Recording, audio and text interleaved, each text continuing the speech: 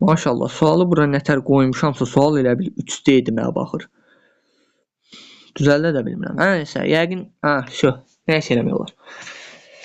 Deməli, avtomobil 3 saata 210 km yol gedir, 1.5 saata nə qədər yol gedər? Bax, indi necə deyim? 3 saat 1.5. Nətər? 1.5 3-ün yarısı deyil. Deməli 210-da yarısını gedər də 105. İndi şifahi tapır. Normalda mən nətər tapıram? Onu tənasiblə də. İndi prosta gözcü baxılıb tapıla bilən suallardır. 3 saatı 210 gedir. 210 km. Məndən soruşur 1.5 saata x kilometr gedər.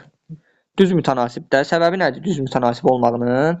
Çünki yola sərf edilən zaman azalsa, getdiyi yol da azalır. Bax, bu indi fizikada bilirsiniz də, S-in düsturu VT-dir. S-in düsturu VT-dir. Baxın, V nə qədər artsa, S o qədər artar. T nə qədər artsa, S o qədər artar. Bax, bu düsturla tapmağı çalışın. İndi məndən nədir? Zamanla nəyin düsturu? Zamanla yolun. Tutaq ki, indi mən buradan T-ni tapım. T nəyə bərabərdir? S bölünsün V-yə.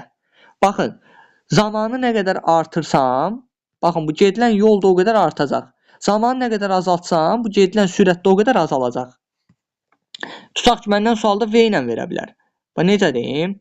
Yəni, yuxarıda boşdur, qoy yuxarıda izah edeyim birinci. Bax, tutaq ki, V ilə deyəcək. Deyəcək, 60 km/saat sürətlə 100 km yol getdi. 50 km/saatda nə qədər yol gedər? Bax, nətər? Birinci düsturla V bərabər S bölü T. V ilə, daha doğrusu, bu düsturdan V-ni tapsaz. Bax, V nə qədər artsa, S o qədər artacaq. Amma sizdən zamanı soruşar birdən. Məsələn, deyəcək ki, 60 km/saatla 4 saata getdiyi yolu 30 km/saatla neçə saata gedər? Bax, onda azalar. Yəni, bir dənə bu düsturu bilin də. Bax, bu düstur canlıdır. Nətər deyim? Bütün belə suallarda, hamısında bax, bu düstur sizə kömək edir. İndi mənim sualıma qayıdaq, çox danışdım. Çarpaz vuraq. 3x bərabərdir. 210 vurulsun 1.5. X-ə tapanda 210 vurulsun 1.5. Yəni, mən biraz sürətli danışa bilərəm. Bölünsün 3.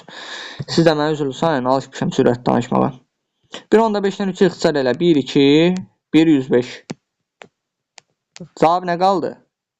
105. B variantı.